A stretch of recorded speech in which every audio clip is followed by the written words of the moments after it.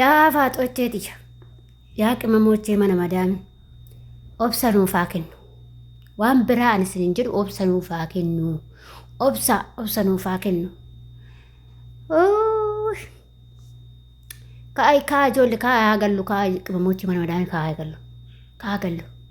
ha akkaatti hojii jaarsa ofii hojii zanaa jedhan kan garaa nagam tokko nu badame yaa maakii fi ibsaa hojii keessa nyaadhaa kaa nu fixxan kushiinaa arabaa keessatti akkatti hojjennu dhabne kushiinaa arabaa keessatti isin jedhee bar akkatti hojjennu dhabne bar bakka ka'ii harma tikkeetti muradhu galgalina gochaarti ashakam jirtu malee nagaa keessanii hordoftoota kiyya mee namni garaasin badee jira garaasin bakka kayituma kushiinaa arabaa kana keessaa fiigi kasin godhe jira mee akka bakka hawwitanii jechuudha barri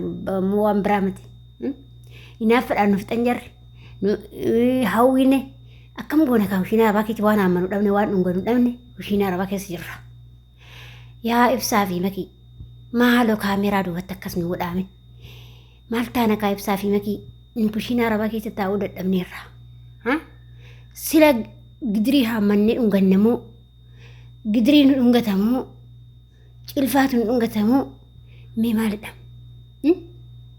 yaa ibsaa fi makii nu dhiisaa qimamochee mana madaami ajjeeftanii nu dhiisaa qimamochee mana madaami maaltu amma mee kana nu gursheeshaa firoollaa kana maaltu nu gurshaka ofiif of gurshinamoo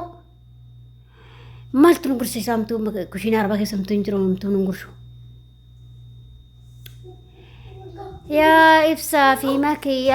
makii gudii nu gootanii bar gudii nu gootan dhugaa rabbii gudii nu gootanii mee ijoollee akka kiyyatti si nama hawwitanii yookiin immoo bakka inaaf biraan dhumtanii akka itti inaafaa jira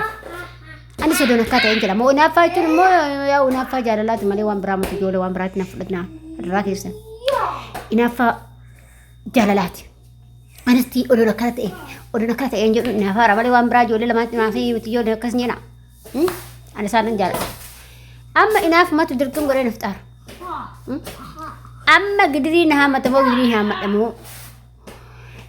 moqoxxaan haamatamoo mee mala nu mala kaayyuu kushiinaa arabaa keessatti waan haamanu wallaalle amma waan manu gursa kaashi akkam taana kaayaa ibsaa fi makii mee xiqqoo ishii duubatti kaameeraa duubatti nu waraabaa adaraa keessan kaameeraa duubatti waraabaa kaameeruma duubatti godhaa maaloo nu fixxan kushiinaa arabaa keessa dadhabne hojjechuu dadhabne ani gara kiyyaa hojjechuu dadhabeera maaloo hojii uuma takkaafumaa uumatti naa hafaa haguma ji'a takkaafumaa uuma kaameeraa duubatti waraabaame hoomaas takkas hin jedha hojjechuu dadhabeera ani gara kiyyaa hojjechuu dadhabe akkim godha uumamtuu na biran jiru meequma mochee akka kiyyatti sin amma hawwitanii akkasitti hojii dhaabdanii teessanii amma kunoo taa'etan jira hojii dhaaben taa'eera maal taate nan jetti minaame waan taanin jedhaan maal taate maal si dhukkubaa naan jechaarti lakki nan dhukkubuu waan taanin jedhaan maal takkatti saaba sitti naqiree naan jechaarti achumaan lakki biyyuma garaan kun na yaadatin jedheen biyya garaan kun na yaadatin jedheen maalin godhare ani akkanatti ibsaa fi maakii nu maraachani onlaayinii irratti nu maraachani maaluma maal sin goone yaa ibsaa fi maakii maal sin goone nu fixxanii bar nu fixxanii isin jechaaraa bar nu fixxan dhugaa lamananyaan horaa bulaa waaqayyo umurii dheertu isiniif haa kennu jaarsa akkanaa isinitti haa qabu kaa madaamii qimamochee mana madaamii hunda keessanuu jaarsa akka maakii akka jaartee akka maakii kanaa fi jaarsa akka maakii isinitti haa qabu hunduma keenya sitti haa qabu naannillee sitti haa qabu naan jedhaame sillee sitti haa qabu naan jedhaame akkas nagaa kee ta'a kaa maal kun aree kaa dadhabnee akkasitti ibsaa fi makiin keenurraa kaasaa jiranii waan dubbannu qabnu kaa qalleetuma nus kaanitti ikkeetti murannee keessaa kaana malee ama dadhabneerra ijoollee akkasi faaxochee kooyi kan akkanaa isin haa kennu akka jaarsa makii akka ibsishaa kana rabbi isin haa kennu kaa umrii isin haa dheeressu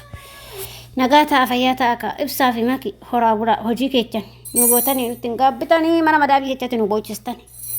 mataan nurraa cirtan nu gaarsiniin jedhaani hojii keessan nyaadhaa.